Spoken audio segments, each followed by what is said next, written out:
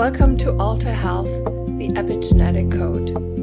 This is where we talk about the science of how your life shapes your genes and how your body can change when you change the conditions around it.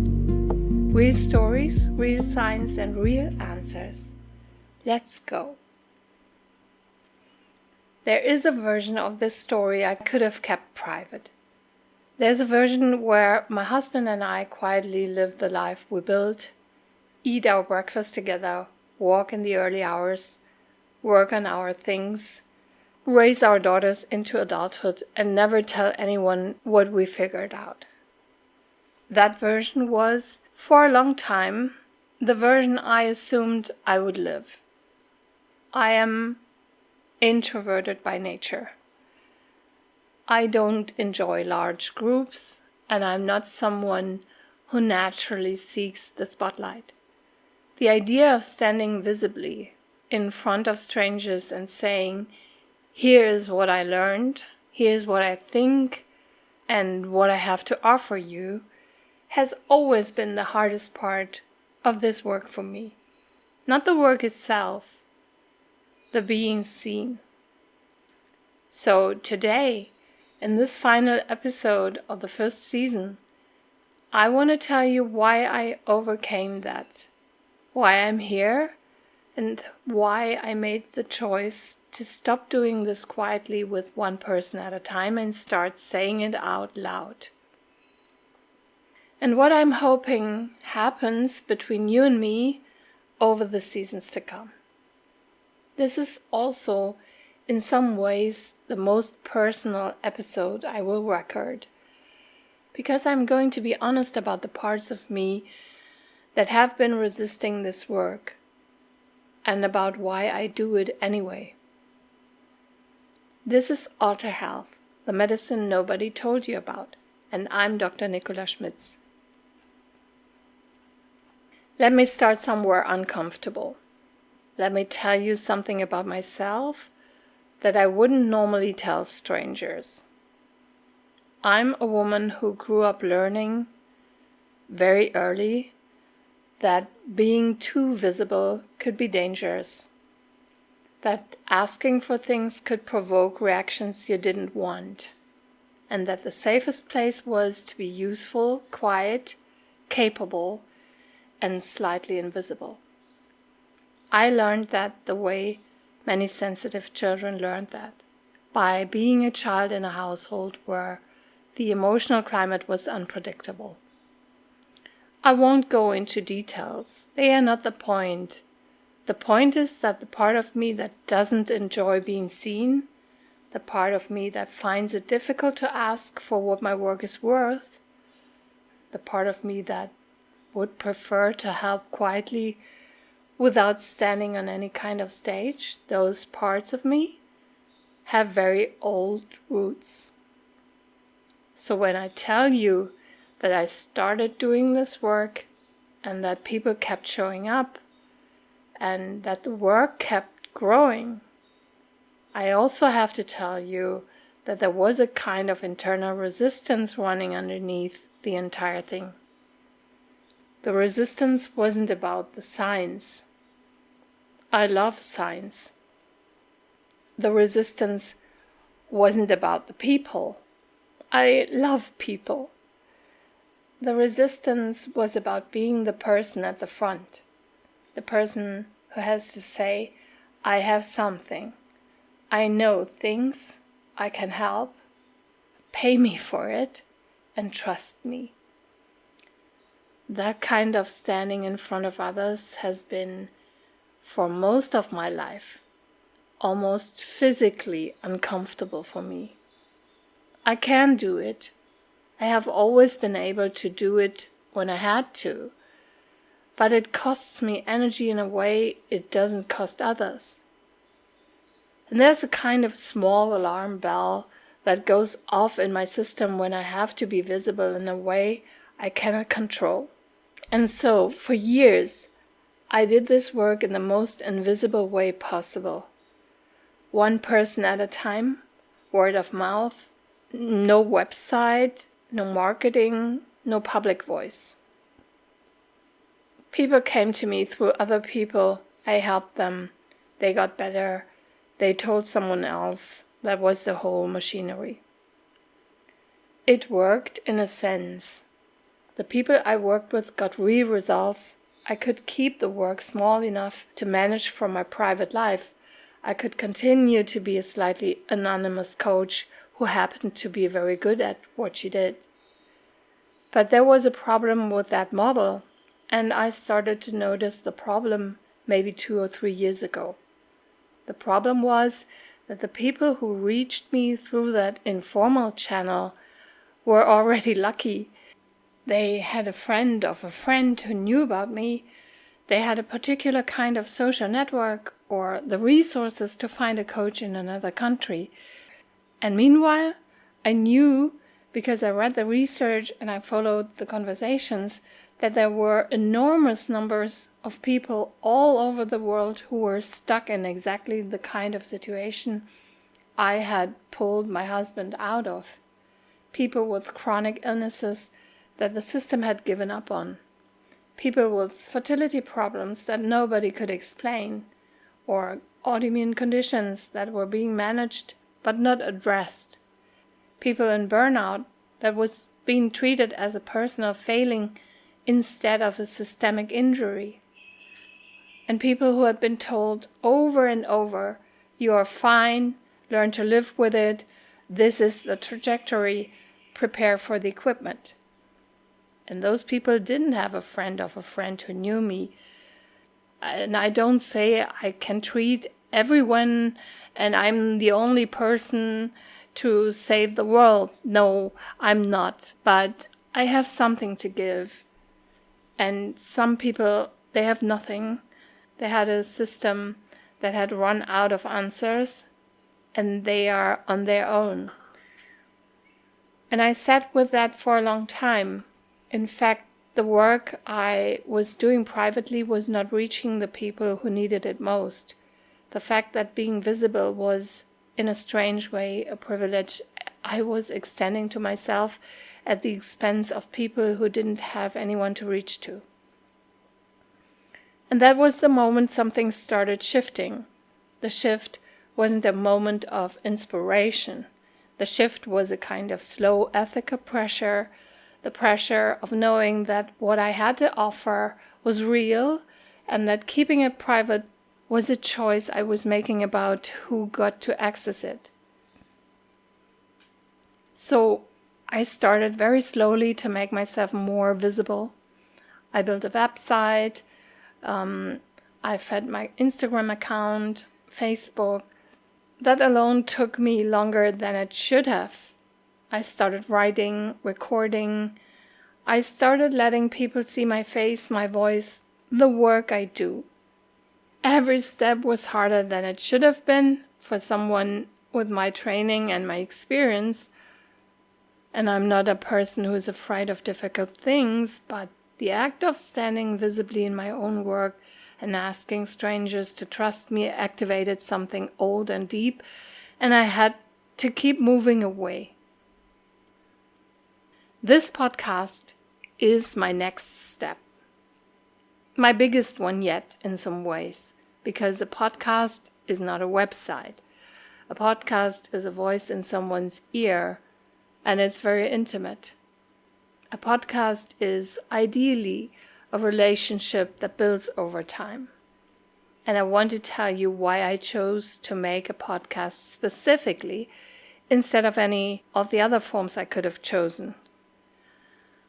I chose a podcast because the people I want to reach are not mostly on social media looking for tips. The people I want to reach are walking the dog, driving to work, doing dishes, lying in bed at night, unable to sleep, looking for something that doesn't feel like marketing. The people I want to reach are smart, educated people who have been through the medical system, who have read articles, and who are tired of being talked at by people who do not actually know what they are talking about. I cannot reach those people in 15-second videos. I want to sit with you for 20 or 30 or 40 minutes once a week while you're doing whatever you are doing, and I want to slowly, properly tell you what I know. Not headlines, not slogans, real explanation, stories, science, and real range. Because the truth is, what I have to tell you is not a list of tips. It's a worldview. It's a whole different way of looking at how bodies work, and a worldview cannot be communicated in a slogan. A worldview has to be lived with, considered, returned to.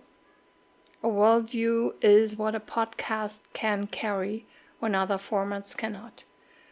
And I have a hope.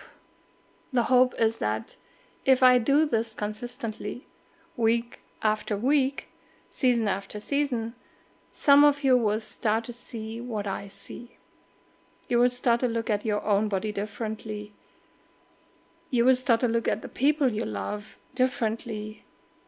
And maybe you will start to ask different questions when you go to a doctor, or take your own observations seriously. And you'll start to understand that the situation you're in, whatever it is not as fixed as you have been told. That is what I want this show to do. That's the only reason I'm sitting here doing this, instead of staying small. Let me be very clear about who this podcast is for, because I think being clear about that is part of being honest. This podcast is for people who've been failed in some specific way by a system that they trusted. Maybe you were told that your symptoms are normal when you knew they were not. Maybe you were told that your condition is just genetic and there's nothing to do. Maybe you were told that your fertility issue has no explanation and you should just keep trying or move to another procedure. Maybe you were told that your fatigue is depression, or that your autoimmune disease is just bad luck and you should learn to live with the medication. Or that you are too old, too far along, too stuck, or it's just in your head. If any of that has been said to you, this podcast is for you. It is also for people who are not yet sick, but who can feel that something is shifting. Maybe you are in your late 30s or 40s and your body is doing things it didn't used to do. Your sleep is changing, your weight is changing, your cycle is, your mood, and you don't have a diagnosis, but you know something is happening. And you want to understand it before it becomes a problem the system can label. This podcast is for you too, because most of what I do in coaching is upstream. Most of my work is with people who want to address something while it's still small enough to address. This podcast is going to lean a little toward the topic of fertility. Not exclusively, but fertility is going to be a thread we keep coming back to because fertility is one of the clearest, most painful examples of how the system fails people. People are being told that their bodies are unexplainably broken, that they need increasingly invasive procedures, that there is no other path, and the truth is that for many of them, there is an enormous amount that can be done at the level of the body, the cells, the nutrition, nervous system, environment, before any of the more invasive options become necessary or even more effective. If you are someone who has been on a fertility journey, who has done IVF, who has been told there's nothing else to try, I want you to know that this podcast is, in a particular way, for you. There will be entire seasons addressing the science of what actually drives fertility in a couple, There will be specific resources and there will be a path. But this podcast is not only for fertility. This podcast is for anybody whose body is any kind of conversation with disease, with decline, stagnation, confusion. The principles are the same. The body is responsive. The environment matters.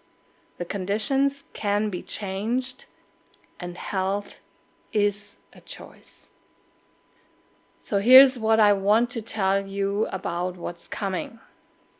Season 2 of this podcast is going to be a deep, careful, properly explained tour through epigenetics.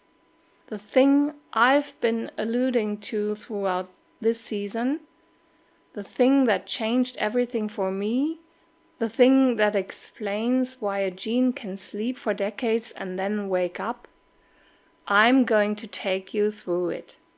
Not in academic language, in the language I use with my clients. By the end of Season 2, you will have a working knowledge of how your body actually negotiates with your genes. Most people have never been taught any of this, even though it's one of the most exciting fields of biology that has emerged in the last 20 years. It will change how you think about your body. I think for some of you, it will change how you think about your life. Season 3 is going to focus on fertility specifically, the signs of conception, what is actually happening at the level of the egg, the sperm, the womb, the cycle, why so many couples are struggling in ways their parents and grandparents didn't, what can actually shift the conversation, what I've seen in my own work with couples who had been told there was no path forward, and what changed.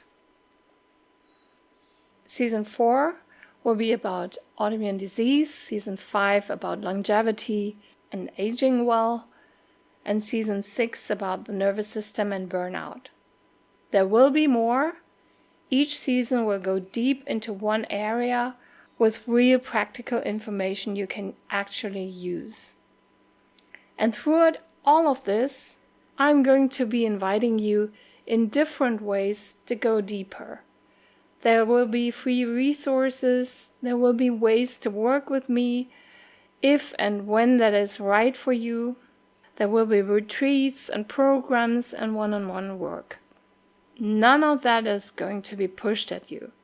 The free guides are real free guides. The episodes are real episodes. The whole point is that I'd rather have a real relationship with the right listeners over years than a transactional one with anybody. I would rather, as I have said before, talk to the right 5 people than the wrong 50. So if you have stayed with me through these 6 episodes, if any of this has made you sit up a little bit, I'm quietly grateful. Not in a flowery way, in a real way. I know what it costs to spend hours of your life listening to a stranger you have never met. I don't take that lightly. I want to close this season with something more direct than I usually allow myself to be.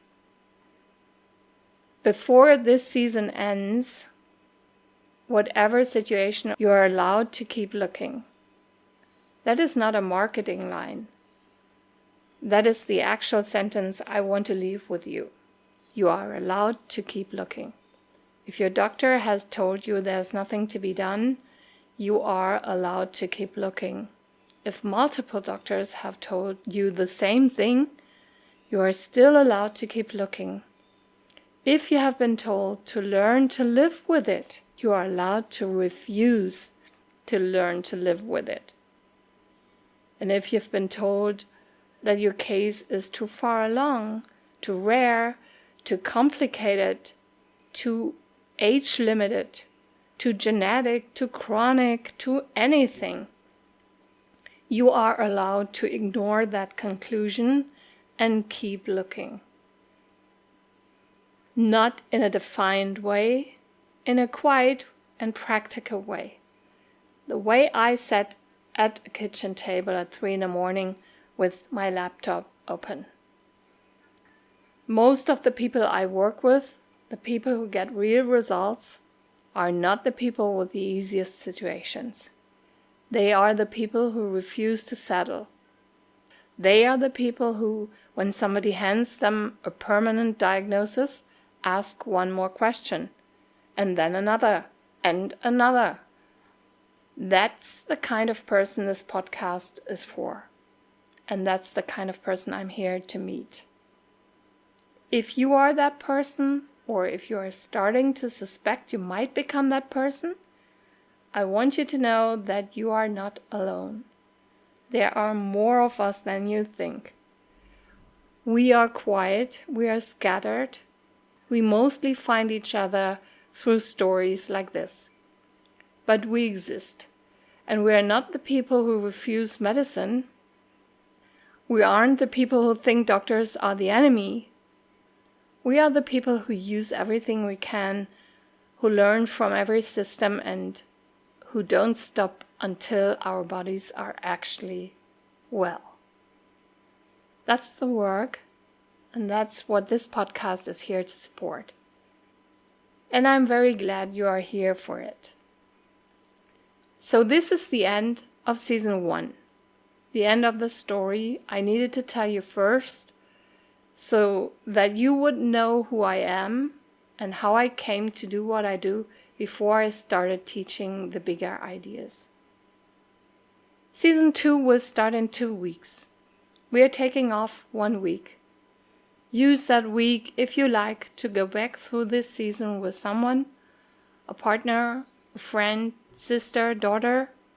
I've had several listeners write to me already saying that this story has helped them have conversations with the people they love about their own health. And that's exactly what I hope would happen. In 2 weeks, we begin epigenetics properly, from the beginning, and step by step. By the time we're done, you will have a tool you can use for the rest of your life.